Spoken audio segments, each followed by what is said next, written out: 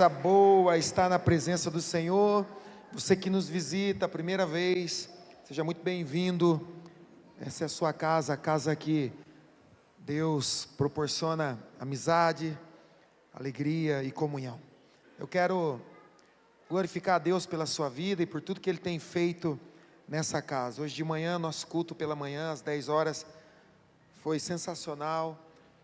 A pastora Mislaine trouxe uma palavra tão direcional para as nossas vidas, e nós entendemos que muitas vezes somos esmagados pelo Senhor, para receber dEle direção e caminho, e muitas vezes nos trazer de volta a presença de quem Ele é e do que Ele representa nas nossas vidas. Eu quero falar com você nessa noite, sobre a atitude de fé em buscar uma consolidação na nossa vida cristã. Hoje, na nossa sociedade geral, nós temos, cresce muito a estatística de pessoas que seguem a Jesus e confessam a fé em Jesus Cristo. O problema não é confessar a fé em Jesus Cristo. Você crê em Jesus, amém? A questão não é essa. A Bíblia diz que o diabo também crê. A questão é, se eu quero que Jesus se torne o referencial de atitude, de comportamento, de mentalidade para a minha vida. Então, a decisão de dizer que sou cristão, que sigo a Jesus, ela é apenas o primeiro passo, que eu e você precisamos dar continuidade diariamente, para avançar na nossa vida e na nossa caminhada cristã. Para que nós possamos não só viver enfrentando as circunstâncias, mas vencendo circunstâncias, amém? Isso aqui é muito diferente, porque tem gente que diz assim: eu tenho fé para ficar enfrentando as lutas. Ok, mas se você está enfrentando apenas lutas e não está enfrentando um momento de paz, se você não passa por momentos de cura, de restauração, tem algo errado, porque a palavra do Senhor diz que Ele é alívio e refúgio para as nossas vidas, amém? Então fora dEle há tempestade, mas na presença dEle há paz, a alegria, a satisfação. Então, essa continuidade, semana passada nós falamos sobre a ousadia de continuar crescendo, de continuar avançando no Senhor, não apenas dizendo que sou salvo, mas que a salvação cresça e se desenvolva nas nossas vidas. Então, experimentar isso é necessário para nós, e eu quero falar com você sobre situações que vão surgir na nossa história, na nossa vida, e que vão nos moldar a nossa fé, moldar a nossa atitude, moldar como nós pensamos as circunstâncias, como nós olhamos as circunstâncias que surgem diante de nós. Então, o problema não é olhar e ver dificuldades ou ver saídas, o problema é como eu reajo a cada uma delas. Então, quando eu encontro lugares que me prendem, que me sufocam, o meu olhar é um olhar de que eu estou fracassando na minha fé. E quando eu encontro um lugar de saídas, onde as portas estão abertas, parece que os meus olhos enxergam uma fé maior, mas a fé se manifesta naquilo, não naquilo que eu vejo, mas naquilo que eu ainda não consigo ver, mas que se Ele prometeu, eu creio que vai acontecer, amém? Então, eu quero reforçar isso na sua vida, sobre trabalhos que Deus vai exigir de nós para avançarmos.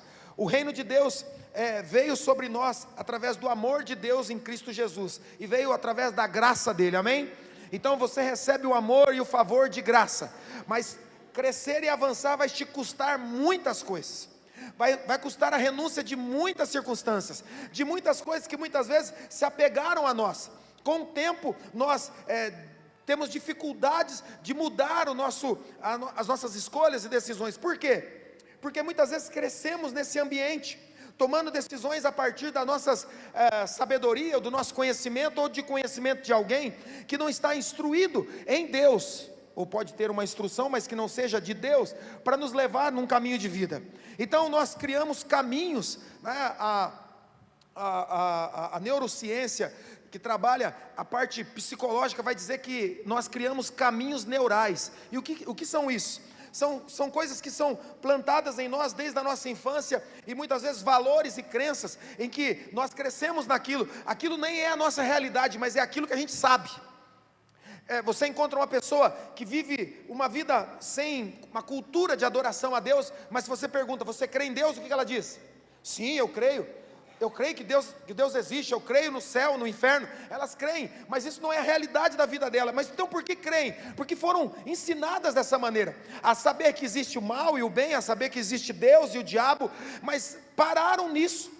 Então, a partir do momento que você tenta mostrar, dentro de uma visão cristã, de uma estrutura onde nós podemos avançar como filhos de Deus, onde nós podemos avançar como herdeiros do Senhor, então, aquilo que está dentro da minha cabeça me trava para experimentar o novo de Deus. Você já deve ter passado por circunstâncias na sua vida, onde você teve que fazer uma escolha: experimento o novo ou não. Se você viajar para alguns lugares, você vai ter comidas diferentes, e talvez chegue lá e a pessoa te mostre. Esse tempo atrás a gente foi para Santa Catarina, e numa cidade, como é que é o nome mesmo, amor? Pomerode, e a gente foi almoçar num restaurante alemão. Alguém aqui é descendente de alemão? Você tem cara mesmo de alemão. Tem mais aqui, né? Ali. Então, a gente foi comer nesse restaurante, e eu estava com vontade de comer um pedaço de bife, uma linguiça, alguma coisa que é da minha, sabe, é do meu convívio. E a gente entrou e tinha um buffet tão grande, irmãos, tão grande assim, gigantesco. E eu falei, meu Deus, até eu chegar lá no final com a comida aqui, ou vai ter esfriado, ou eu vou comer tudo que está no prato, né? Porque é muito longo. E aí tinha muitas coisas, mas aí tinha uma carne lá, separado com molho. E eu olhei aquilo ali, eu falei assim, isso aqui não está parecendo muito, né, com aquilo que eu estou acostumado a comer. Eu passei direto. E minha esposa, como ela é, assim como toda mulher abençoada e curiosa, o que ela fez? Ela, colocou aquilo no prato dela. E fomos para a mesa. E ela começou a comer e tal. E ela cortou aquela carne, eu não sei se era carne, o que era aquilo. E ela molhava naquele molho e comia e dizia assim, que delícia. E eu falei, e eu estava comendo a minha parte, estava ruim, porque alemão faz comida para alemão, né, irmão? E nós somos brasileiros, nós queremos comida para brasileiro. E eu queria comer uma coisa gordurosa, mas que tivesse sabor de Brasil. E ela comendo, eu falei, que delícia. De tanto que ela falar que é delícia, eu falei, então vou lá pegar essa carne para mim. Fui lá, olhei bem no prato dela, falei, vou ver, porque tinha uns negócios lá que era meio estranho. E eu olhei naquele lugar, mas eu, como atencioso e perfeccionista que sou, eu olhei o nome. Então, antes de comer, de colocar no meu prato, eu olhei lá a tarjetinha que estava lá dizendo assim, estava lá, mas embaixo tinha a tradução. Dos era joelho de porco. Eu falei, mas Deus que me livre de eu comer isso. E eu voltei para a mesa, porque você sabe que eu sou um homem muito sério. E eu voltei, amor, isso é uma delícia mesmo, coma mais. E ela, é uma delícia. E eu falei, você sabe o que é isso? Ela falou assim, eu não quero saber, Fábio, você não me fale. Mas ela falou, é uma delícia. Então, na nossa história, estou fazendo isso para descontrair, porque vai ficar pesado, irmão. Mas só para você dar risada no começo e no final. Eu vou fazer isso para você dar risada, para saber. Mas olha só, na nossa história, nós vamos ter que tomar decisões para avançar na vida cristã. Olha só, eu estou cansado de pastorear e continuar vendo pessoas que dia após dia ouvem a palavra de Deus, dia após dia testemunham sobre o favor de Deus, dia após dia sabem do amor do Pai, recebem palavras que impulsionam a avançar, a buscar a Deus, a buscar a plenitude do Senhor, a buscar um caminho, como nós cantamos aqui, a buscar a mesa do Senhor. A mesa é para aqueles que são filhos e filhas, aqueles que foram chamados segundo o seu propósito. Então esse é o nosso ambiente. Mas eu tenho olhado e cansaço, e esse cansaço não é físico, não é por mim, é o cansaço de ver pessoas vivendo na marginalidade da vida cristã, vivendo o potencial mínimo daquilo que Deus tem para nós. Eu tinha comprado um Fiat Uno, essa é uma história boa também, um Fiat Uno, e esse Fiat Uno era até bonzinho, mas ele deu um problema. Ele era 1.4, Uno 1.4, eu falei, isso aqui vai virar um foguete. Mas ele deu um problema, eu tive que devolver. E aí, o carro que eu peguei era 1.0. A maioria das pessoas que eu conheço como cristãos, vivem com motorzinho 1.0. Chega na subida, na descida não faz, na reta é caminhão apertando 1.0. Mas eu descobri que esse meu carro, ele é 1.0, mas ele é turbo. Eu fiquei faceiro, irmão. Falei, eu quero botar aquele que vai, sabe aquele negócio de turbo? Tem um irmão aí, cadê o Lucas? Ele vai me ajudar a colocar. E aí, olha só, a vida cristã não é 1.0. Fala para quem está do seu lado assim, a vida cristã não é um motorzinho 1.0, é um motor turbinado. E aí, eu estou me achando o máximo agora com esse carro, porque eu vou andando com ele e eu falo assim para minha esposa, falei, amor, sente, e eu piso, e ele faz assim, ó, a hora que abre a turbina, ele vai, irmão, faz isso aqui é uma máquina. Eu estou louco para encontrar cristão assim, irmãos. Olha lá, tá lá, vai me ajudar a colocar um negócio que gospe fogo assim pelo escapamento. Mas olha só, eu estou procurando gente que está disposta a vivenciar isso, porque a gente se acostumou com 1.0. Não, Deus quer que você vire um foguete, cresça, avance e viva da potência máxima daquilo que Deus tem para você. Eu esperava escutar um amém aqui. Sabe, às vezes a gente vai, o problema é esse, a gente vai se acostumando com uma vida, sabe, secundária. A gente canta sobre tantas promessas. Tem aquele hino da Cassiane, né? Deus vai à frente, abrindo o caminho. Ai, todo mundo sai, né? Limpando casa é uma beleza quando faz isso, quando toca essa música, não é? A gente anima, limpando o caminho, quebrando as barreiras, eu vou limpando, tal. Mas sabe, poucos de nós têm a capacidade de poder não só cantar, mas vivenciar isso. E por quê?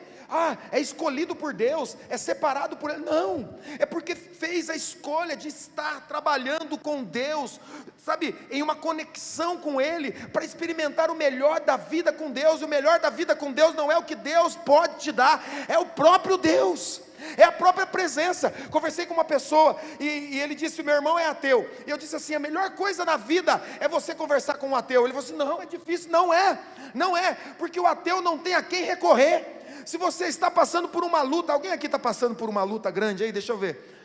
Muito bem. Então, se você está passando por uma luta grande, que maravilha crer em Deus, porque eu tenho a quem recorrer. Agora, se você é ateu, vai recorrer a quem? Você não crê em ninguém.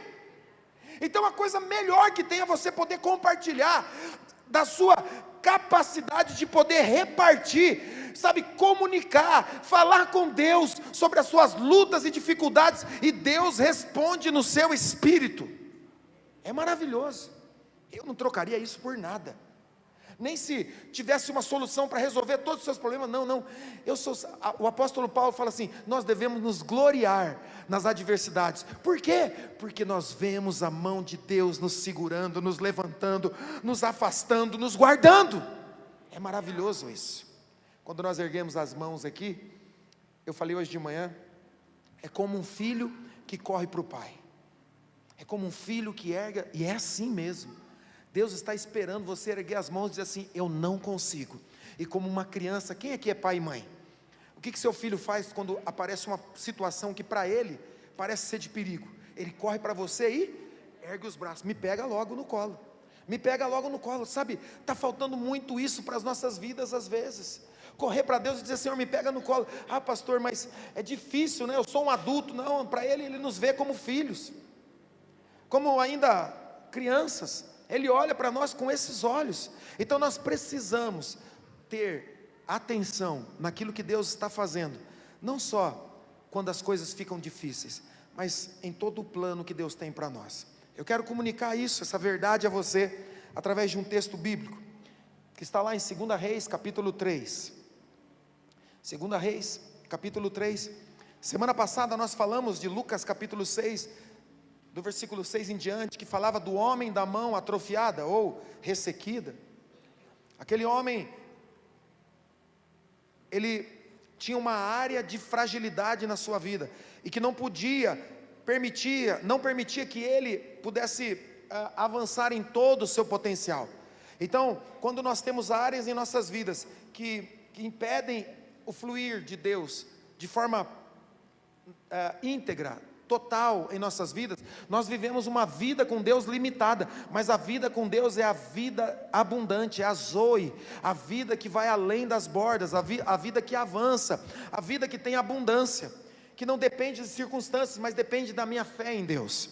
Então, a semana passada nós falamos sobre áreas que muitas vezes nós não queremos mostrar, que nós tentamos esconder. A Bíblia diz em Lucas 6 que aquele homem estava na sinagoga, um lugar que não era permitido entrar para quem era atrofiado, para quem tinha algum tipo de deficiência, mas ele estava lá dentro, e como ele entrava lá, então ele se escondia. Sabe, a palavra que nós trouxemos a semana passada muitas vezes nós escondemos áreas para tentar evitar que Deus nos ajude a tratar, para evitar que Deus nos confronte com amor, porque talvez a pessoa, o familiar, alguém te confronta, sabe, em dureza, mas Deus te confronta em amor. Então é muito melhor abrir o nosso coração e expor diante de Deus, dizer assim: não está bem essa área, essa situação, o meu casamento não está bem, a minha vida financeira não está bem, a minha vida espiritual. Nós falamos sobre barreiras que impedem eu e você de viver o melhor de Deus. Isolamento, eu me isolo, eu sei quem é Deus, eu conheço a palavra e eu vivo sozinho,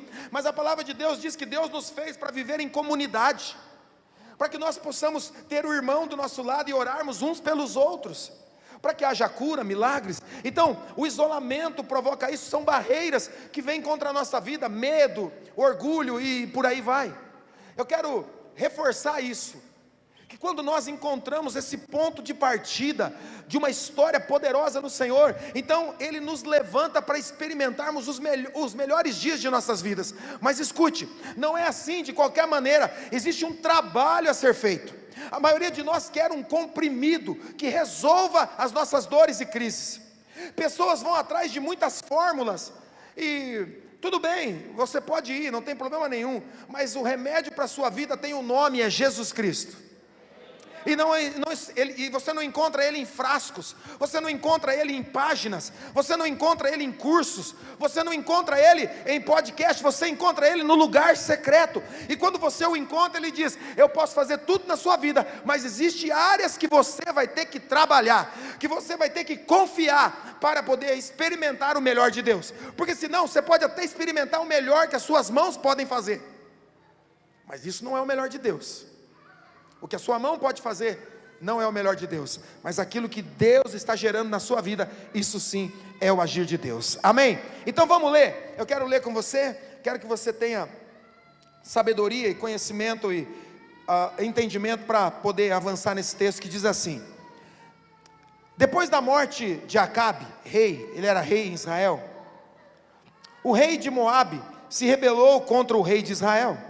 Então, sem demora, o rei Jorão partiu de Samaria e reuniu o exército de Deus, o exército de Israel. No caminho, enviou essa mensagem a Josafá, rei de Judá. Então, o rei Jorão vai guerrear contra Moabe, e ele manda uma mensagem para o amigo dele, Josafá, rei de Judá: o rei de Moabe se rebelou contra mim, você sairá comigo para batalhar contra ele? Josafá respondeu: claro que sim, meus soldados são seus soldados, e meus cavalos são seus cavalos. E perguntou: que caminho vamos tomar? Essa pergunta é: para onde vamos? Por onde vamos mesmo? Que caminho vamos tomar? Vamos atacar eles pelo deserto de Edom, respondeu o rei de Israel. O rei de Edom e seus soldados se uniram ao rei de Israel e ao rei de Judá, e os 3 exércitos seguiram pelo caminho. Depois de andarem 7 dias pelo deserto, já não havia mais água para os homens, nem para os animais. O que vamos fazer? Exclamou o rei de Israel. Será que o Senhor nos trouxe, a nós 3, para estar aqui, e permitir que o rei de Moabe nos derrote? Será que ele nos trouxe aqui para a gente morrer? Então Josafá perguntou: não há aqui um profeta do Senhor? Se houver, podemos consultar o Senhor por meio dele. Um dos oficiais do rei de Israel respondeu: Eliseu, filho de Zafate, está aqui. Ele era ajudante de Elias. Sim, o Senhor fala por meio dele, disse Josafá. Então o rei de Israel, Josafá, o rei de Judá e o rei de Edom foram consultar Eliseu. Por que veio, versículo 13, por que veio me procurar? Perguntou Eliseu ao rei de Israel. Vá consultar os profetas idólatras de seu pai e de sua mãe. Eliseu respondeu: tão certo como vive o Senhor dos exércitos, a quem sirvo, eu não daria atenção alguma, se não fosse por respeito a Josafá, rei de Judá. Então, eu vou contextualizar aqui. Jorão, o rei de Israel, Josafá, o rei de Judá, eles vão até Eliseu, profeta. Quando Jorão chega, Eliseu o reconhece, ele é filho de Acabe e Jezabel. Acabe e Jezabel são os piores reis que reinaram em Israel, terríveis, idólatras, feiticeiros. E Jorão é filho deles. E agora ele decide consultar um profeta. Quando ele chega, o profeta diz assim: por que você não foi consultar os profetas que o seu pai e a sua mãe consultavam? Ele dá uma bronca. Mas ele diz assim: porque eu respeito Josafá. E aí, o quanto é bom a gente andar com gente legal do nosso lado, não é verdade? O quanto é bom a gente andar com gente que anda com Deus do nosso lado. Há uma proteção desenvolvida mesmo que você não perceba. Jorão está ali e Eliseu diz assim: não vou falar nada com você. Mas quando ele olha, tem Josafá, e ele diz: esse cara é bom, e por causa dele eu vou consultar a Deus por vocês. Então, versículo 16 diz, 15, versículo 15: agora Eliseu pede a eles: tragam alguém que saiba tocar harpa. Enquanto o músico tocava, a mão do Senhor veio sobre Eliseu. Alguém pergunta: nossa, eu me sinto tão bem, eu me sinto tão, favorável durante o louvor e a adoração. É porque a mão de Deus se manifesta nesse ambiente. Você estava cantando aqui hoje, de repente você vai sentindo uma alegria, uma liberdade. A palavra do Senhor diz que no meio do louvor Ele habita, o Senhor habita no meio dos louvores. Então, quando o arpista começa a tocar, a presença de Deus começa a se manifestar, o poder dele, a mão do Senhor veio sobre Eliseu, e Eliseu então vai profetizar. O versículo 16 diz assim: então Eliseu disse: o Senhor diz que cavem poços por todo esse vale, pois assim diz o Senhor: vocês não verão vento, nem chuva, mas o vale se encherá de água, terão suficiente para vocês, seus rebanhos e outros animais. E como se isso não bastasse, o Senhor ainda entregará o exército de Moabe em suas mãos. Uau, que coisa boa é sentar e ouvir um profeta de Deus. Por quê? Porque você pode reconhecer profeta de Deus, palavras direcionadas de Deus, segundo esse contexto. Toda vez que você encontra alguém dizendo assim: Deus está dizendo, Ele vai mudar a sua vida, vai transformar, você vai sair do pouco e vai para o muito, eis que te digo, o Senhor te levantará por cabeça e não por cauda, e você recebe essa palavra e diz assim: aleluia, como que se isso apenas fosse o que Deus estivesse dizendo.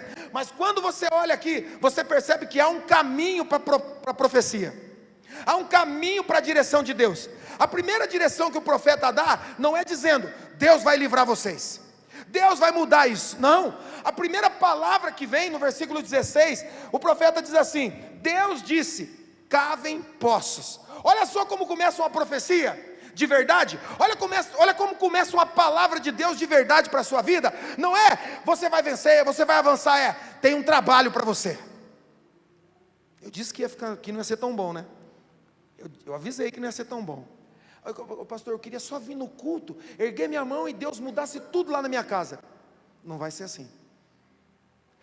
Versículo 16, ele diz assim: cavem poços, eu tenho um trabalho para você. Você quer mudança de vida? Obrigado, tem um crente aqui nessa noite. Você quer mudança na sua vida?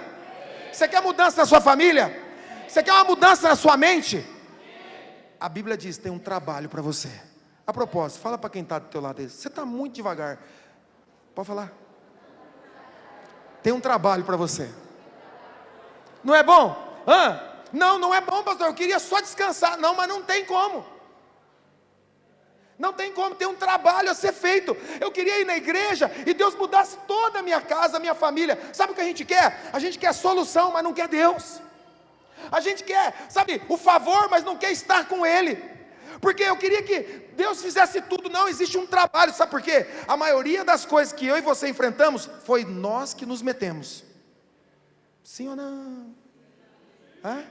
Deus falou assim, bebe isso aí. Não, Deus nunca falou, mas depois que faz, Deus me ajuda a sair disso. O rolo é seu.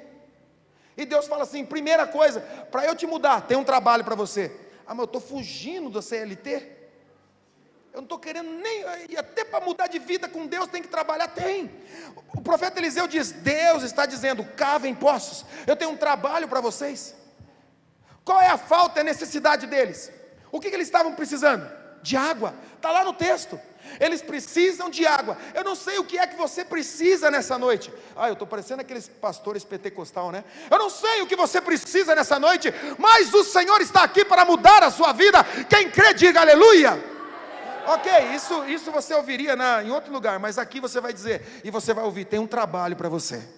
Tem um trabalho para você. Você tem, mas eu estou morrendo de sede. Tem um trabalho para você. Mas eu não tenho forças. Você não percebeu que eu estou fraco porque eu estou com sede. Mas antes de mudar a sua sorte, Deus tem um trabalho para você. É que eu não queria assim. Eu queria que fosse assim. Meu lindo, minha linda, Deus está trabalhando para você. E você não vai precisar fazer nada. Tem um trabalho para você. Não, pastor, tem um texto na Bíblia, que o rei mesmo, Josafá, Deus chamou eles, então Deus disse, nessa luta vocês não vão batalhar, nessa luta vocês não vão precisar lutar, tem mesmo, mas não deixou de ter trabalho, sabe por quê? Porque Deus falou, vocês não vão lutar, não vão batalhar, mas vocês vão adorar.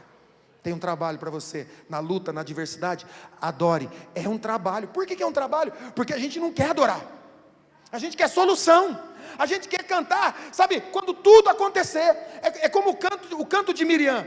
A Bíblia diz que Deus abriu o mar vermelho. Deus fez o quê? Abriu o mar vermelho. Quando você vê o mar abrindo na sua frente, o que você deve fazer? É claro que eu pensei que você ia responder isso, mas você devia cantar e dizer assim, aleluia, o mar se abriu. Não, eles passam e do outro lado, Miriam toca o seu tamborim, tic-tac, tic-tac, e faz uma canção. Quando é que ela fez a canção? Do outro lado. Precisa de fé para isso? Precisa de fé para isso? Não, porque já tinha passado. Miriam, quando você encontrar ela no céu, você fala, Miriam, deixa eu te falar, irmã, pode chamar ela de irmã, né? Irmã, você não mostrou fé aquele dia? Não, eu toquei teu tamborim, fiz uma musiquinha, um pagode lá. Não, não foi. Porque fé, a propósito, abre a sua Bíblia em Hebreus capítulo 11, porque talvez você entrou aqui e não sabe a definição de fé. Fé, segundo Hebreus capítulo 11, versículo 1, fé, vamos lá, aquele crente conhecedor da palavra, no 3, recite para mim aí, 1, 2, 3. Não projeta, meu irmão, você me quebra assim, rapaz. Você não me ajuda, segura aí primeiro. Vamos lá, no 3, 1, 2, 3. Tem um irmão aí, que ele está esperando o cara do lado falar, sabe aquela pessoa que fala assim, ora, a fé, não, vamos ler junto então, agora você projeta para nós, que olha só, definição de fé, no 3, 1, 2, 3.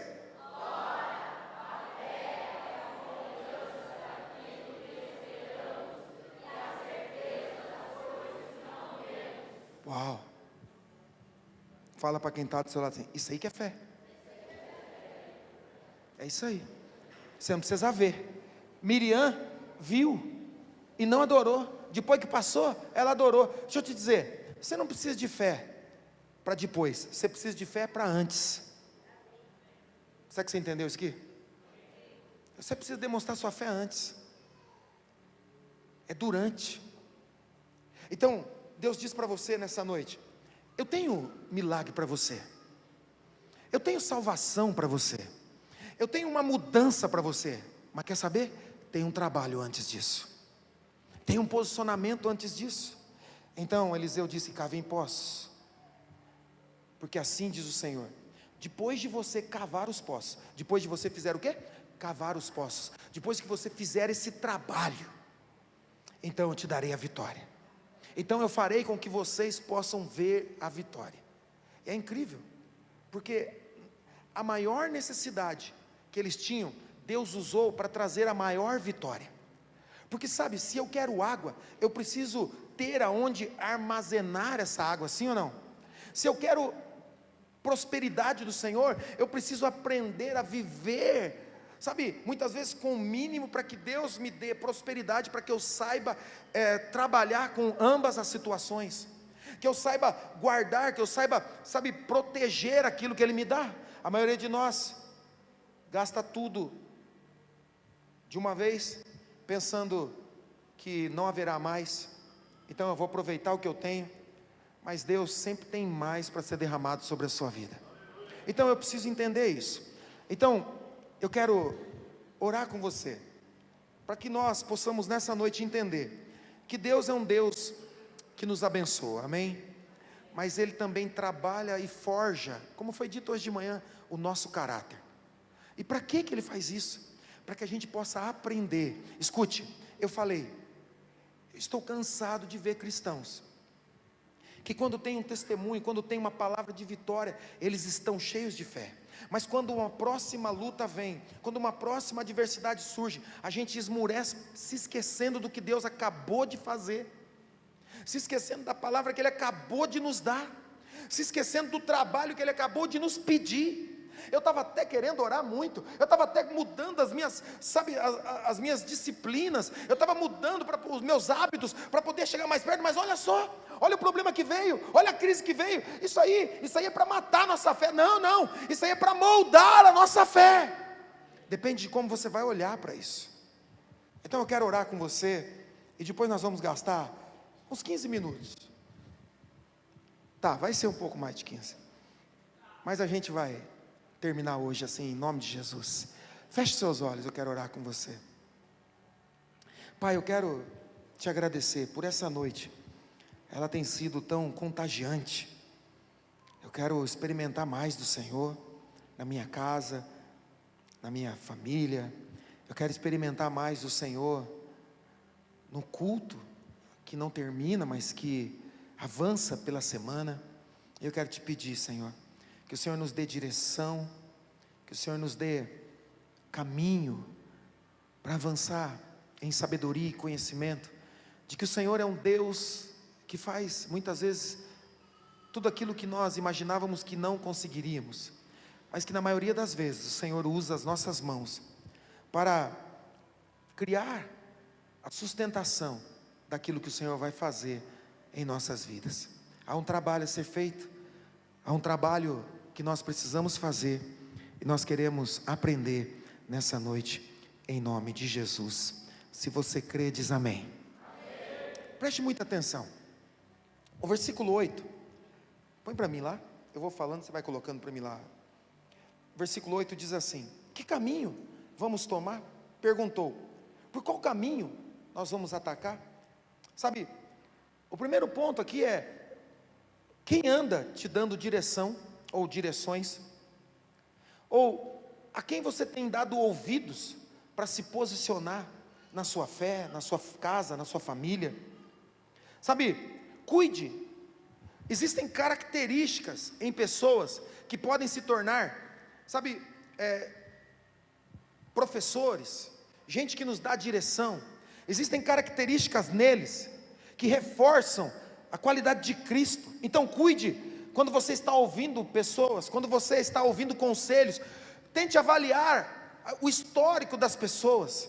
Toda vez que alguém, sabe, me procura, para dizer, pastor, Deus está falando isso comigo, sobre você, sabe, eu tento primeiro avaliar quem é aquela pessoa, quais são os lugares que ela frequenta, quem são as pessoas que direcionam a vida dela. Eu tenho cuidado, porque sabe, irmãos, nós queremos receber uma palavra de vitória, sim ou não? Isso é maravilhoso, mas eu também quero olhar a estrutura das pessoas que estão dizendo isso, porque muitas vezes o que Deus realmente quer dizer é, eu preciso que você faça esse trabalho, eu preciso que você se empenhe na busca, mas a gente está buscando pessoas que possam dizer assim, você não precisa fazer nada, Deus vai fazer tudo, e é maravilhoso isso, mas a Bíblia está repleta de profecias, e quando você olha para os profetas, a maioria deles foi perseguido e morto.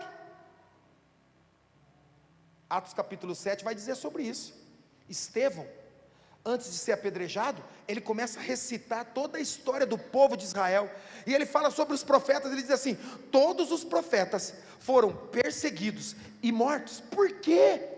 Se é profeta, às vezes você vê lá, profeta tal dia, em tal lugar, e você, é um profeta, parece ser algo bom, mas a Bíblia diz que eles foram perseguidos. Agora a pergunta é por quê? Porque eles não falavam em nome da carne, falavam em nome de Deus. E esse é o grande segredo da vida cristã. Eu não ando segundo o conselho do homem, eu ando segundo o conselho de Deus. Pastor, então não devo ouvir homens? Não, a palavra diz que homens direcionados por Deus vão te dar palavras que você pode olhar biblicamente. O apóstolo Paulo fala isso. Você deve olhar, perceber pelas escrituras, sabe, prove as palavras pelas escrituras, para que você confie. Então a questão é, quem é que anda dando direção para a sua vida? Quem é que anda dizendo para você, faça isso ou faça aquilo? Tome cuidado, avalie. E aí eu quero que você tome cuidado e avaliando, se você não quiser anotar, mas guarde isso. Primeira coisa, cadê a família dessa pessoa que está falando em nome de Deus para a sua vida? Cadê a família? Cadê o marido? Cadê a esposa? Onde estão os filhos? O que eles fazem? Avalie a família. O casamento. Não, pastor, é um homem de Deus, foi casado 4 vezes. O homem de Deus casado 4 vezes? Se as esposas não morreu tudo, tem algo errado. Não, mas agora calma, guarda o coração, irmão. Então, nós precisamos avaliar quem é que está dando palavra. Primeira coisa, família. Segundo, o histórico dessa pessoa, de onde ela vem. Parecia um anjo, apareceu e sumiu. Não, profetas têm histórico. É só você procurar na Bíblia. Isaías, Jeremias, Ezequiel, Malaquias, Sofonias, eles têm história. Diz assim, e o pai dele era tal, e a mãe era tal, e os filhos, eles têm histórico. Não é gente que aparece do nada. Então avalie primeiro, família. Segundo, o histórico. Terceiro, maledicência. Profeta de Deus não é maledicente. Sabe, às vezes você ouve direções dizendo assim, aquela pessoa estava te barrando, e aquela pessoa é seu pastor, que ora, é seu líder, que ora, que abençoa você. Mas por quê? Muitas vezes nós queremos ouvir aquilo que é, sabe, doce para os nossos ouvidos. Então aquele que nos corrige em amor, muitas vezes é tido como alguém que não é favorável a nós. O rei Jorão e o rei Josafá, eles se questionam, que caminho vamos tomar? Graças a Deus que tem um crente nesse meio. Josafá fala, peraí, não tem um homem de Deus aí? Não tem alguém de Deus que tenha relacionamento com Deus, a quem nós podemos consultar? Irmãos, sempre tem alguém de Deus perto de você, e você reconhece pelos frutos, não pelo que fala, não pelo, sabe, a propaganda, sabe, não é só sabe, a casca, é o conteúdo, é importante, o que está dentro. E na maioria das vezes, você vai procurar conselhos, e na maioria das vezes tem tendência de Deus dizer assim, mas não é isso que eu quero para você. Só que a gente quer procurar coisas que sejam aceitas para nós, a gente tem dificuldade com isso. Quem anda te dando a direção? Após perguntar, ou após não perguntar para Deus que caminho tomar, a próxima pergunta sempre e agora? O que vamos fazer? Toda vez que você tomar posicionamentos, não perguntando a Deus, e não aceitando a palavra de Deus na sua vida, sempre vai haver uma próxima pergunta que e agora? O que a gente faz? O que a gente faz? E só piora. Será que Deus trouxe a gente aqui para morrer? Então quando a gente não procura Deus, e não ouve a palavra de Deus, e não segue os conselhos de Deus, nós vamos fazer, primeiro perguntas, para onde vamos? Depois, o que vamos fazer? E o terceiro estágio disso, é começar a culpar alguém, pelo que está acontecendo, sempre assim, é porque fulano não veio comigo, tipo, eu não cresço, porque ninguém me ama, eu não avanço nessa igreja, porque eu sou perseguido, esse lugar não é tão bom, sabe por que eu não consigo avançar aqui? Por causa da parede, que é preta. E sabe o que é mais? Que eu não consigo cantar os louvores, porque as luzes passam assim, ó, no meu olho, eu fico cego. Eu sempre tento colocar a culpa. Feche os olhos e adore ao Senhor. Sabe, é sempre bom ter alguém lúcido perto de nós para dizer assim: é assim que Deus quer. É sempre bom ter alguém de Deus, sabe, alguém da parte de Deus que fala com Deus, para que possamos perguntar: o que você acha disso? Sabe, irmãos, como pastor, muitas pessoas me procuram para dizer: pastor, o que você acha que eu devo fazer? E sabe, 99%, se não é pecado, se não for pecado, porque se for pecado eu vou dizer assim: você não pode fazer, porque é pecado, certo? Mas tirando isso, 99% eu vou dizer assim: eu também não sei. Eu vim aqui pensando que o Senhor me fala: não, também não sei, mas eu sei quem sabe, e eu posso te levar até Ele, e o caminho para isso eu sei. Então às vezes as pessoas querem algo que solucione rapidamente. Não é assim, tem um trabalho a ser feito. Fala de novo aí para quem está do seu lado: tem um trabalho, sabe, irmão? Tem um trabalho, tem um trabalho. Eles vão até Eliseu, então eles chegam até o profeta. Agora veja, eles não estão desesperados por Deus, e esse é o grande segredo da vida cristã. Às vezes nós estamos desesperados por solução. Você descobriu em algum lugar, você ouviu através de alguma mensagem que Deus soluciona problemas, que Deus trouxe milagres, que Deus restaurou os lares. Você ouviu sobre isso? Deus é um Deus de milagre, Deus é um Deus do impossível. Então você vem para Deus desesperado para que Ele resolva as suas coisas, mas não desesperado pela presença dEle. Esse é o grande problema hoje. Por quê? Porque alguém que não está desesperado por Deus, ou apenas desesperado por solução, ele pode até encontrar solução na presença de Deus, mas deixa eu te dizer, você sempre vai buscar a Deus só quando precisar de solução, e isso é desesperador, porque alguém que vive assim sempre tem que voltar para o lugar de dor, sempre tem que voltar para o lugar de aflição. Eu tenho pavor de testemunho que começa assim: eu era assim, e Deus me quebrou, mas agora me reconstruiu. Passa 7 meses, a pessoa volta: eu quero dizer, Deus me quebrou de novo. Irmão, você está buscando a Deus apenas para as coisas impossíveis, que você sabe que Deus apenas pode fazer. E esse é o grande segredo de não avançar. Eu não cresço, eu não deixo esses ambientes, eu não consigo renunciar coisas, mentalidade, pensamento. Você já ouviu um cristão que fala assim: eu não levo desaforo para casa? Não você, claro que você é crente, mas quem conhece um cristão que frequenta igreja, célula, mas vive dizendo: eu não levo desaforo para casa? Não você que você é crente, mas quem conhece alguém assim? Deixa eu ver, cutuca assim, a pessoa erga a mão, que você conhece. Conhece alguém? Não leva desaforo. Buzinou, buzina também. Meteu o pé? Não, irmão. É por isso que a gente não consegue avançar, porque a gente vem na igreja e fica esperando aquele momento. Pastor, eu gosto daquele momento. Qual é aquele momento? Aquele momento que você fala assim: Deus vai mudar a sua vida agora. É isso que eu gosto, pastor. É um negócio bom, é coisa boa, Deus mudar a minha vida. Eu não preciso fazer nada, só preciso vir no culto. Não, tem um trabalho. E é por isso que muitas vezes a gente não alcança a totalidade daquilo que Deus tem para nós. Eles não estão desesperados por Deus, estão desesperados por uma solução. Uma verdade é que se você busca Deus apenas para soluções, você sempre vai voltar ao lugar de desespero. Se você só ora pela sua família, quantos aqui são pais? Se você só ora pelos seus filhos, quando a casa está desabando, quando eles estão se desviando, então você ora e pede: Deus, toca no coração do meu filho, porque eu estou vendo ele se perder, ele está se perdendo nisso, naquilo, e você ora, e há uma melhora, porque você está orando. Então quando você vê uma melhora: pastor, glória a Deus, até veio na igreja, mas vir na igreja não muda ninguém, irmãos. Eu falei que ia ficar ruim, não falei? Avisei, né? Vir na igreja não muda ninguém. Dá uma olhadinha para o lado esquerdo e direito seu aí, dá uma olhadinha.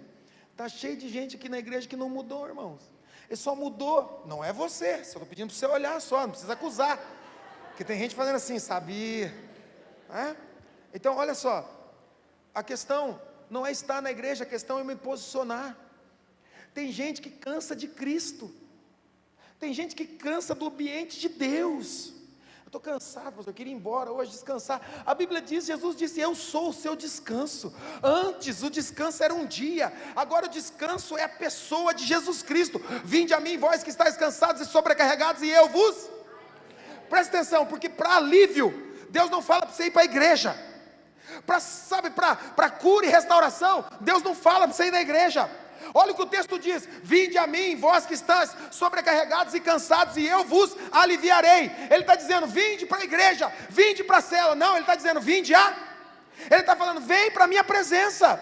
Por isso que eu estou dizendo, pastor, então não preciso vir no culto? Claro que não, mas claro que sim. Por quê? Você não vem no culto para ser mudado, mas depois de mudado, irmão, eu não quero andar com aquela tropa, eu não quero andar com aquela gangue, eu quero andar com o povo de Deus. Quem crê aí, diga amém. É por isso, pastor, o senhor se contradiz. Claro que não, irmão. Eu estou há tempo suficiente nisso, para perceber pessoas que convivem no ambiente, mas não conseguem usufruir do ambiente, convivem perto da mesa, mas não encontram lugar na mesa. Por quê? Porque ainda querem outro tipo de mesa.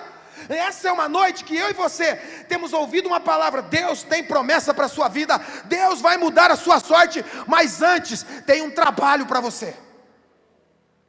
Tem um trabalho. Eles procuram Eliseu, e Eliseu é demais, eu amo Eliseu. Ele é o profeta assim, muito parecido com a gente, muito direto. E ele diz assim, eu não vou falar com você. Você já parou para pensar? Se você procura um pastor, não você que você é crente, mas você procura um pastor, e ele fala assim, não quero falar com você. Você fala assim, pastor me humilhou, ele é um mercenário. Bem que a Bíblia diz, o mercenário não ama as ovelhas. Não, irmã, não, irmão, não é isso não. É que o pastor não pode, sabe aquela história que o pastor quebra a pata da ovelha? Sabe, não, esquece isso aí. Mas é porque ele não pode quebrar, porque senão o que teria de gente mancando? Ele não pode quebrar, entendeu? Mas sabe o que é? Devia ter uma qualidade de pastor que quando ouvisse, não devia não, o pastor tem que ser amoroso mesmo e aguentar. Mas olha só, às vezes você vai, pastor, o que você acha disso? E o pastor vai dizer assim, de novo, eu tenho que explicar de novo, eu tenho que falar para você de novo.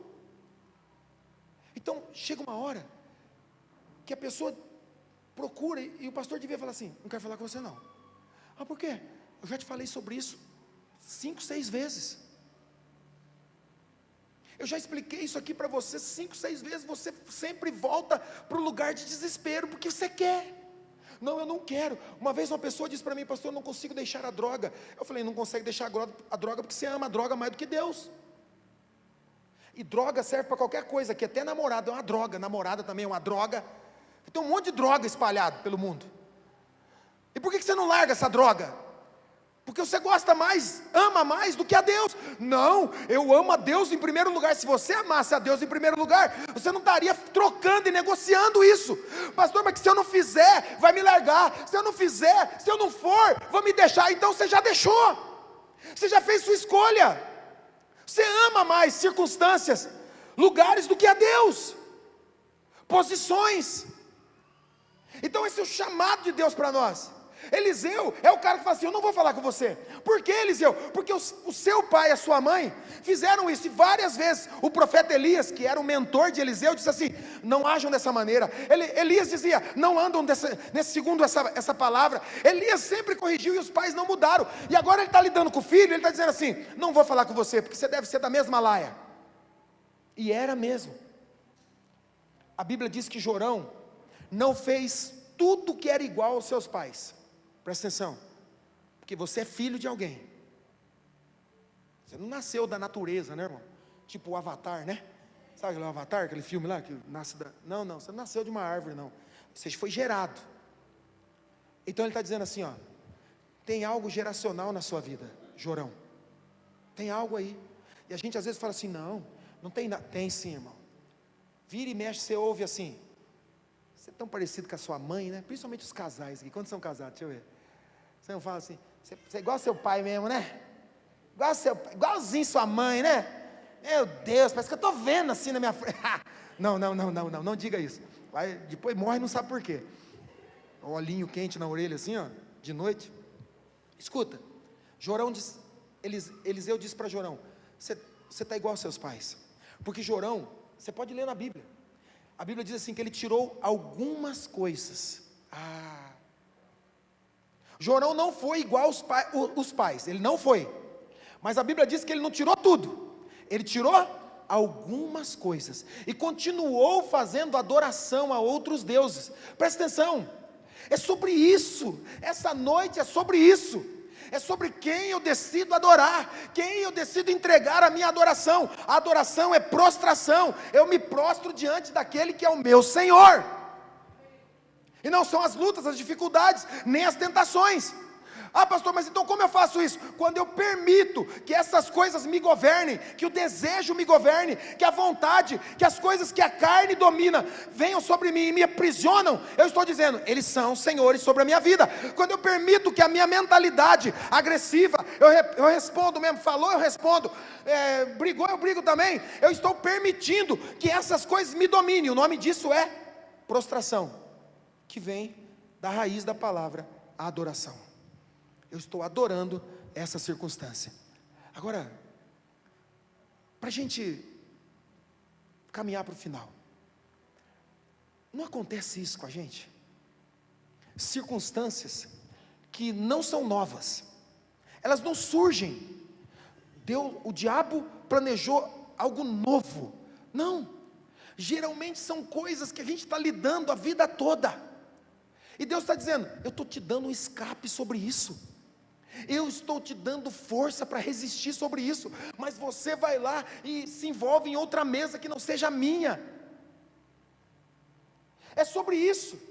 Ele está dizendo, vocês querem uma palavra minha para solucionar um problema, mas Deus está dizendo, será que vocês estão prontos para trabalhar, para fazer algo, para que isso nunca mais volte a acontecer na sua vida? Para que essa história não se repita?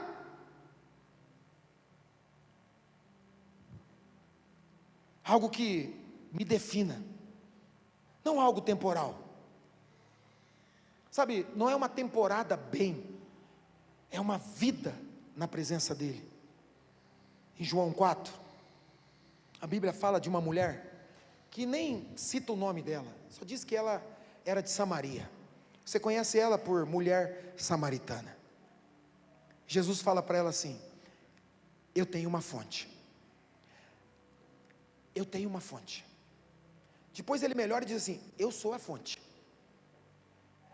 Agora ela fala assim, eu tenho bebido em muitos poços, mas nenhuma dessas fontes tem me satisfeito. Sempre eu tenho sede de novo. Jesus fala assim, da fonte que eu tenho, você vai beber e nunca mais terá sede. Irmão, isso aqui é muito poderoso. Qual é o tipo de fonte que tem saciado você? Qual é o tipo de fonte que tem? Pastor, a fonte de Deus, Ele é minha fonte. Mas então por que você tem voltado aos mesmos lugares, frequentado de novo esses tipos de poços? Aquela mulher nunca mais voltou ao poço de Jacó. Por quê? Porque agora ela encontrou uma fonte de água viva. E ela diz assim, eu não quero algo que mate a minha sede aqui, porque eu faço isso a minha vida toda. Quando eu estou com sede, aonde eu vou? Para o poço. Quando eu tenho sede de novo, para onde eu volto? Para o poço. Quando eu preciso de água limpa, saudável, aonde eu volto? Para o poço. Então ela vai no poço e volta para a sua vida. Vai no poço e volta para a sua vida. Vai no poço, bebe água. O propósito, vou beber. E volta a viver a sua vida. A vida normal. A vida natural. Só que chega uma hora que ela cansa. E ela fala assim, a vida toda eu tenho vivido assim. Bebo e volto. Bebo e gasto tudo. Fico seca, amarga e volto. Jesus está dizendo, eu posso mudar isso. Eu posso mudar isso. Então ela pede para Jesus, não algo passageiro, mas algo definitivo. Não apenas algo que, para parar de sentir dor ou sede, mas algo que fosse definitivo, que trouxesse uma cura definitiva para a sua vida. Se nós estivéssemos aqui hoje uma carteirinha, uma cartela de remédio. A propósito, alguém tem uma cartela de remédio aí? Que anda com remédio? De dor de cabeça, pressão? Alguém tem? Tem. Quem tem? Quem tem um remedinho na cartela? Mulher de pouca fé. Mulher de pouca fé. Porque se não orou, fica carregando. Estou brincando, traz aqui, traz aqui. Imagina, né? Vai lá em casa, ela só vai ver remédio. Lisador. É porque alisa a dor esse remédio aqui. Entendeu? Você continua com a dor, ela só fica alisada. É assim, lisa a dor, né? Fica com a dor. Ela passa, dá uma alisada e volta. Se eu tivesse nesses 3 comprimidos aqui, porque está com a dor de cabeça lascada, né, irmã? Casou, né? Felipe não é fácil. Falei, compra mais. Aí compra o Ultra Mega Power. Olha só, é nada, né? É uma benção. Olha só, se eu tivesse aqui esses 3 comprimidos e dissesse para você assim hoje, está aqui, ó, já estão vendendo. Comprou, nunca mais vai ter dor alguma na alma, nas emoções, nas lembranças. Você gostaria de tomar esse remédio? Claro que sim. Pastor, até crise financeira muda? Muda. Só tomar. Casamento que está a ponto de acabar? Muda também, é só tomar. Aí, você compraria e tomaria. A prova, Bianca, de que isso não resolve, e não é o seu problema, é o nosso problema, é que você não tomou um só. Aqui tem 5. Você dividiu isso aqui com alguém? Alguém precisou um dia, você deu? Ou só, todos foi você? Só você. A prova de que não existe solução dessa maneira é de que ela tomou mais de um. Então por que toma? A gente toma esse remédio, presta atenção nisso, porque a gente quer um alívio imediato. Porque se a gente quisesse solução, a gente procuraria quem? O médico. Sim ou não? Por que eu estou com essa dor de cabeça já 1 dia, 2 dias, 3 dias? Mas eu prefiro às vezes ir, sabe, remediando, esse é o nome, e buscando algo que me alivie um pouco, do que buscar solução. Por quê? Porque para buscar o médico, você vai ter que trabalhar, você vai ter que ligar, marcar consulta e ir lá no horário específico, sim ou não? E quando você senta lá, ele vai dizer assim: o que você anda comendo? O que você anda fazendo? Quais são as coisas que você mais faz? E você vai dizer, na maioria das vezes, quem está com dor de cabeça, é porque está passando por circunstâncias. Se não for uma dor por enxaqueca ou qualquer outra coisa, tem a ver com o tipo de vida, o tipo de circunstância que eu não consigo lidar. Então a dor vem e eu tomo para aliviar. Se eu dissesse, se você comprar esse comprimido hoje, você nunca mais vai precisar, eu tenho certeza que você compraria. O problema é que Jesus não vem em cartela. Jesus não é vendido em farmácia. Jesus requer de nós um posicionamento para encontrá-lo. Eu preciso ir até Ele. E sabe o que Ele vai dizer? Eu tenho a solução, mas antes tem um trabalho para você. Aqueles exércitos estavam, vou devolver o remédio, né? Vai que dá dor de cabeça. Aquele exército estavam morrendo de sede. Talvez você esteja, você entrou aqui hoje, falando assim: não, eu vou lá porque uma amiga disse que Deus falou com ela lá, Deus fez isso, Deus fez aquilo, então eu vou lá. E você entrou aqui hoje pensando, Deus vai me dar uma solução, e Ele vai mesmo. Obrigado pelo seu entusiasmo. Ele vai mesmo, mas antes Ele te dará um trabalho, algo que você tem que fazer. Então aqueles homens estão morrendo de sede, eles falam: será que Deus não está vendo? Será que as coisas que estão acontecendo aqui? Então eles decidem consultar a Deus. Veja, eles não consultaram a Deus para ir para a guerra, mas agora na guerra eles decidem consultar a Deus. Talvez você não seja assim, mas você conhece alguém que antes de perguntar para Deus, toma a decisão, e depois que toma a decisão, pergunta: Deus, devo fazer isso? Já fez, irmão, já fez, já disse sim.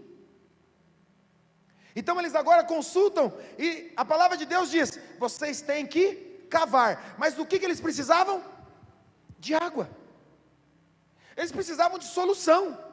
E Deus diz assim: eu não quero dar só a solução, eu quero mudar a vida e a estrutura de vocês. Eu quero que vocês se transformem em um referencial, porque alguém que tem apenas uma garrafinha de água, luta para sobreviver, mas alguém que se torna um manancial, irmãos, aquele que se torna manancial pode abençoar outras pessoas, podem favorecer outras famílias. Quem está entendendo isso aqui, diga amém. Então ele está dizendo: eu posso te dar água nessa garrafinha, e enche a sua garrafa, mas você vai se guardar para você mesmo. Tem muita gente fazendo da sua história cristã apenas uma garrafinha de 500 ml, e Deus está dizendo: cave poços, porque eu vou encher esses poços com aquilo que eu posso fazer. Mas você precisa ter muito. Por que, Deus? Eu só estou precisando de um pouco. Não, mas as pessoas vão te procurar com aquilo que está sobejando, que está, abundância na sua vida. Eles vão procurar. Como é que você encontra isso? Como é que você sobrevive a isso? Como é que você consegue suportar? E você vai dizer: eu tenho uma fonte que nunca seca, ela sempre se renova. E como é que você conseguiu isso? Deus te deu? Fala assim: não, eu cavei. Deus deu a água, mas fui eu que cavei. Eu cavei um relacionamento com Ele. Eu cavei um relacionamento com Ele, não com a religião. Eu não tenho um relacionamento com as ideologias, com os tipos de teologias. Não, eu tenho um relacionamento com Deus. Será que a gente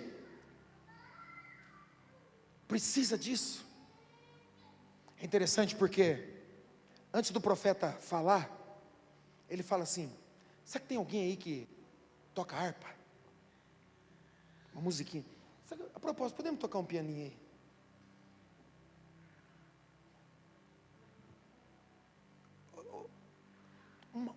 Uma harpa, não precisa ser harpa não, pode ser piano. Uma harpa. Será que a gente procurou o cara certo? Nós estamos falando que nós precisamos de água. Ele manda chamar uma harpa, alguém que toca harpa. O tangedor, aquele que prepara o caminho para a manifestação de Deus. Você já teve isso na sua vida? Talvez você não percebeu, mas em dias difíceis nós colocamos canções, e geralmente a gente coloca aquela canção que a gente sabe que toca o nosso coração. Sim ou não? Não é? Eu estou precisando de uma palavra, eu estou precisando de uma ação de Deus, eu estou precisando de um consolo, e eu coloco aquela canção, eu busco lá na playlist e coloco. E quando ela começa a tocar, não parece que as coisas mudam? Não parece que o ambiente mudou? Quer ver uma coisa? Feche seus olhos aí onde você está. Se você puder abaixar um pouquinho sua cabeça, e essa canção, ela não tem letra, é apenas uma canção. Mas você precisa perceber que às vezes, ao invés de falar, gritar, você devia colocar uma canção no seu coração. Ao invés de tentar achar solução, ao invés de tentar ser a solução, você devia apenas escutar essa canção.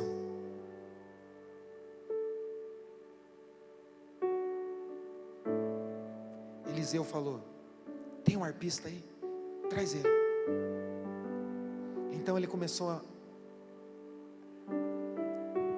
perceber a manifestação de Deus. E Deus falou nitidamente com Eliseu. Deixa eu te dizer uma coisa.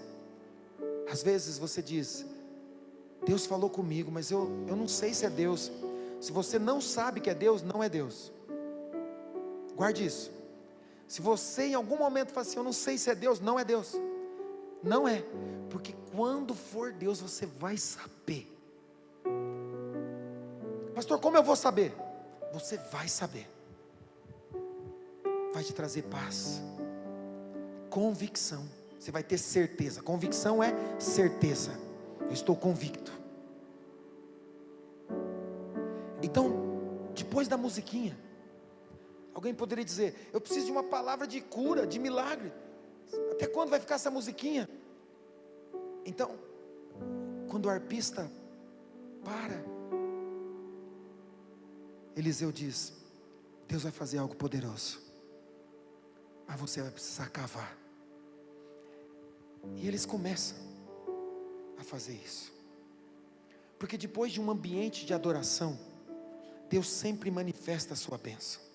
O Salmo 113 vai falar sobre alguém que abre a sua boca para adorá-lo, para louvá-lo, e ali, nesse ambiente de adoração, Deus faz um grande milagre. Louve a Deus. Se você não sabe o que está acontecendo, mas se você sabe que Ele é fiel, louve a Deus. Se você não entende o que está acontecendo, mas se em meio a essas dúvidas, você consegue ser grato pelo que Ele está fazendo. A palavra veio da parte de Deus. Não foi exatamente o que eles esperavam, não era uma solução imediata, mas a palavra que veio é: eu preciso que vocês cavem, eu preciso que vocês trabalhem junto comigo esse milagre. Cavar. Por que alguém cavaria poços, sendo que Deus mesmo disse que eles não veriam sinal de chuva nem vento? É porque Deus está testando a nossa vida. Cave, faça poços, mesmo que ainda não tenha sinal de chuva nem de aparente águas surgindo. É assim que a fé trabalha, é assim que a fé funciona. Quando você sabe que quem prometeu é fiel para cumprir, você não vai precisar de uma prova visível, você não vai precisar de uma prova que você toque para ser obediente, para responder em obediência. Os reis queriam os milagres, mas primeiro teriam que trabalhar. Sabe, essa não é uma noite de descanso, essa não é uma noite para parar, essa é uma noite para você colocar o seu chapéuzinho, sabe quando você sai no sol, pegar a sua pá ou sua enxada e cavar. Essa é uma noite de começar um trabalho, onde Deus vai poder depositar os tesouros que Ele prometeu para a sua vida. Não é gritando, não é se derramando em dor, não, é se levantando em ousadia, depois de um dia difícil, depois de um momento terrível. Teria sido ótimo se eles só tivessem que ficar sentado esperando Deus fazer, teria sido, mas não é assim que Deus opera. É como se Deus estivesse dizendo: se você realmente acredita que eu posso mudar a sua vida, então comece a fazer algo pela sua própria vida, mostre a sua fé, e então eu vou mostrar a minha fidelidade a você. Mostre o seu posicionamento, faça a sua parte, faça aquilo que eu ordenei, se submeta, quebre o seu orgulho, perdoe, abaixe o tom de voz, deixa eu trabalhar no seu caráter, deixa as coisas que são momentâneas de lado e busque as coisas que são eternas. Você já sabe disso, você já conhece o caminho, sabe, Deus está usando aquilo que é improvável para gerar, para enviar uma mensagem a você dizendo: eu estou mudando o seu destino, mas não vai ser da maneira que você esperava, você vai ter que cavar. Somente Deus pode enviar a chuva, somente Deus pode enviar aquilo que te completa, mas quem pode cavar e quem deve cavar os poços somos nós. Quais áreas da sua vida Deus tem pedido para você? Sai do raso, cave mais fundo, e eu enviarei a chuva. Às vezes, as situações que nós estamos vivendo, perto de mudar, perto de Deus transformar essa situação, grave isso. Você está vivendo um momento que parece difícil, saiba, toda vez que Deus está agindo, sempre perto desses momentos de transição, as coisas parecem piorar. Olha para esse texto, a Bíblia diz que eles estavam morrendo de sede, e agora eles têm que cavar com sede. Eu não sei se você já fez algo com muita sede. O que você mais quer é beber água, mas não dá para beber antes de você cavar. É como se Deus estivesse dizendo: eu posso te levar a esse lugar, mas não antes de você decidir mudar a sua vida. Eu posso levar você para cumprir um propósito, eu posso levar você para experimentar o melhor da vida, mas não antes de você mudar a sua atitude. 3 coisas. Quem é que anda aconselhando a sua vida? Quem são as pessoas que você está querendo ouvir? Porque às vezes a gente quer ouvir alguém, a gente se acostumou, se acostumou com aquela fragilidade, de que muitas vezes nós somos aceitos.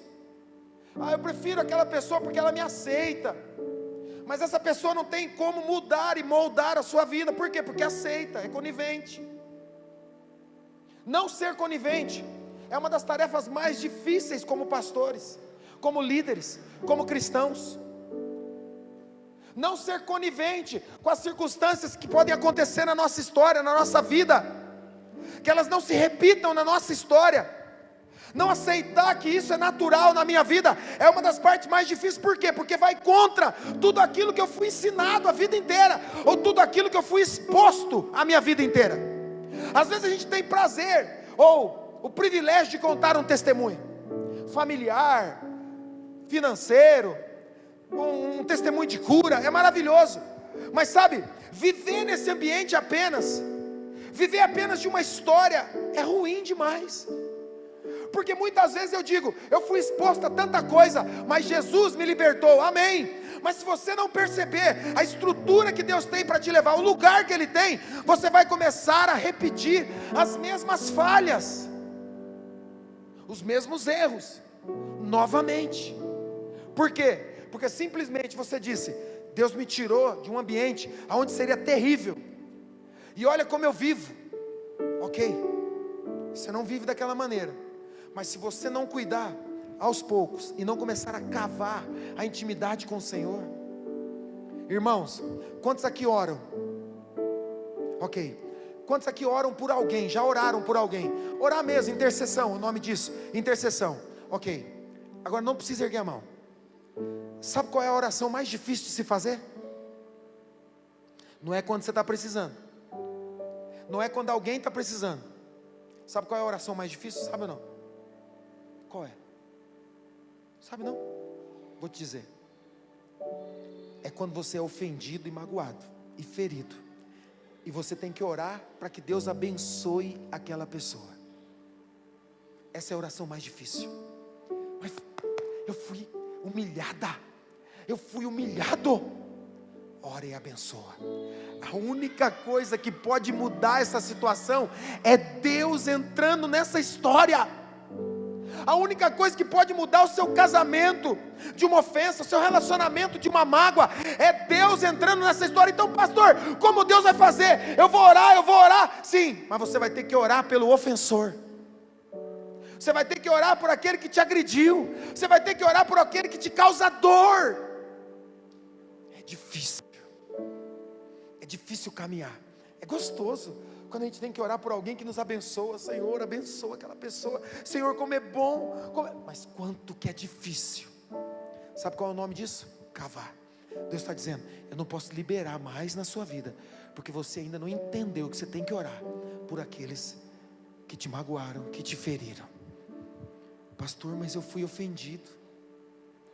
Abençoe eles, porque no meio da sua oração, no meio da oração, gerada debaixo de uma dor terrível, gerada debaixo de uma traição, gerada debaixo de uma ofensa, no meio dessa dor, nessa oração que você declara: abençoa aquela pessoa, abençoa esse homem, abençoa aquela pessoa, abençoa aquele indivíduo que me massacrou, abençoa ele, que ele tenha um encontro, irmãos, isso é muito difícil, que ele tenha um encontro genuíno com o Senhor, que o Senhor faça ele prosperar. A gente quer que a pessoa morra,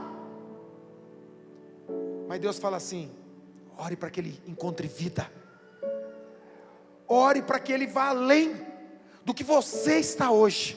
Ah, meu Deus, eu ainda tenho que orar para Ele ir além?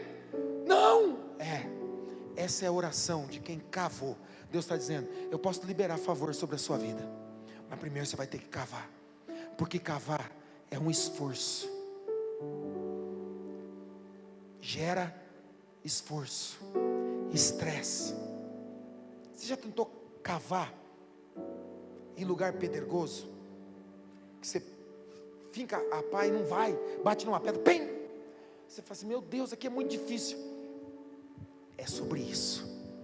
A oração que eu oro por um amigo é terreno fácil, e jogo a pá, e jogo a pá. A oração que eu oro por alguém que me abençoou é terra fina, joga. Mas a oração que nos molda é aquela que você tem que cavar, e tem pedra. E você fala assim: não, daqui a tantos centímetros vai ter areia. Você está quase 1 metro cavando. Essa é a oração que vai causar um efeito transformador na sua vida. Orar por aqueles que te ofenderam. Fique de pé aí no seu lugar, quero terminar.